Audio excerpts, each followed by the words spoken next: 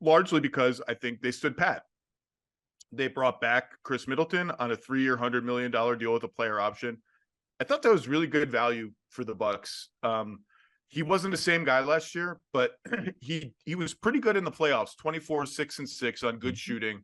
His pick and roll numbers in the playoffs, like I wrote about how the volume of his pick and rolls went down and how that had become their signature play when they won the championship, Middleton, Giannis, pick and rolls, and how we had seen less of those.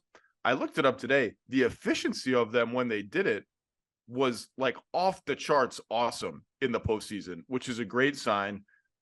They brought back Brook Lopez. Definitely the Rockets thought they had it. It didn't have it. And Brook Lopez on a 2-year deal is totally fine.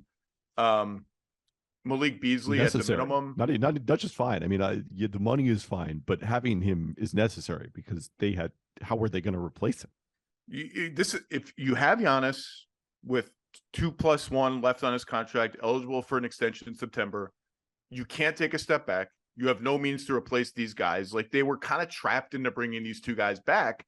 And I think given that they were trapped like that, they got them on deals that are not long and not damaging in any possible way. Beasley at the minimum is awesome. Jay Crowder comes back after doing nothing for them last year.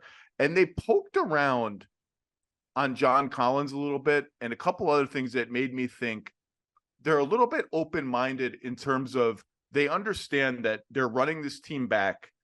But the question is, eventually you need to find a roadmap to the next team. You need to show Giannis in 2028, here's what our team could look like. And I don't necessarily, they haven't done that. And I don't know how they could do, they just don't have the tools to do that. They don't have a first round pick to trade until 2029. But I do think they're keenly aware of that. Drew Holiday actually becomes extension eligible in the season, next season too. That will be interesting. But, you know, it's funny to think about them, KP, because Philly's embroiled in drama, as we're going to talk about later. The Celtics rechanged their team. They reshaped their team with the Smart Porzingis deal. They're still there. I had Milwaukee winning the title all season last season. Obviously, that went poo-poo. They've already won it. It's a weird thing because they've already won a title.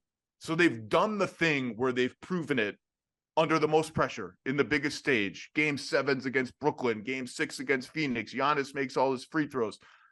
And yet every time they lose in the playoffs, including this most recent loss to Miami, other than the year Middleton was hurt in 2022 and they took Boston to 7, which I thought was a really good showing by them and gave me a ton of faith in them going into last year.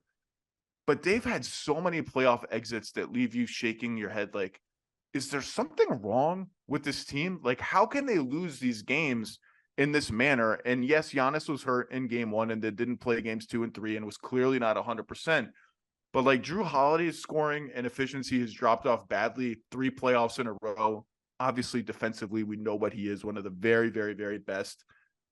It's just, I don't remember a team that had won it. I don't remember a core that had won a title in recent vintage and also left me worried, like, are they going to choke in the playoffs if like one thing goes wrong for them? I don't quite know how to feel about them anymore. It's the same team. It's the same team I was optimistic about all season. Chris Middleton should be healthier going into the season than he was last year and get off to a better start and be really healthy for the playoffs if things go right. I just don't know what to think. What do you think? Short-term and long-term. It's a good point because we've seen in the recent past a lot of teams who are like, okay, who cares what you do in the regular season? You got to prove it to us in the playoffs. Like, you know, Toronto was like that for a long period of time. LeBronto. Yeah. But that was because of the fact that they hadn't won the title, and then they won the title, and no one had any doubts about their toughness when they brought back that same core minus Kawhi the next year. You know, you had doubts about their high-end ability, but not, you know, can they do it in the playoffs? That you know, phrased that sort of way. So, yeah, for a former G, I mean, I'm trying to think. I don't know if there's been one in NBA history where that kind of question mark is applied. So it is a fascinating year, especially when you like they have continuity in terms of the roster, at least at this point, but they are going to have a new head coach. And how different is that going to look? And again, can we judge anything that Adrian Griffin does until we get to the playoffs. And look, Milwaukee fans can ask us to bury our heads in the sand about Giannis and his extension. He's always said he wanted to stay in Milwaukee. I get it. Bill Simmons had a whole monologue on his podcast this week about how Mark Lasry selling his stake in the team was a red flag for him, that there's some fear there that Giannis might leave. Otherwise, why would you sell the team? Even though the valuation was like so high that Mark Lasry made a killing out of selling his. But the valuation was so high in part because Giannis plays for the team, right? Exactly. And I'm sure Milwaukee fans thought, well, that's just Bill being alarmist. He's a Celtics fan. He's trying to destabilize the Bucks. Like, that's how fans think about these things. If you don't think there are people within Milwaukee's brain trust that are scared Giannis is going to leave at some point in the middle of his career, you are wrong. That is a fear that exists, not in all corners of the Bucks brain trust and organization, because he has been so loyal, because they have won with him. They did right by him with the Drew Holiday trade.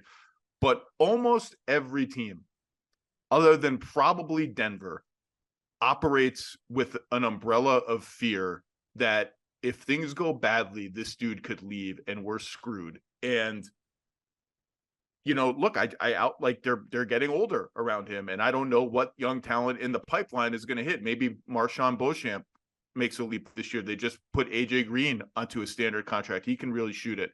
They're clearly looking around, I think, for ways to get more athletic. The kid they draft, Andre Jackson from UConn, is an example of that. So maybe they'll hit some of those, but the roadmap is a little murky, and that's just what happens to championship teams. You have to kind of get older to win championships and trade your picks to win championships, and so the roadmap is a little murky. That's all.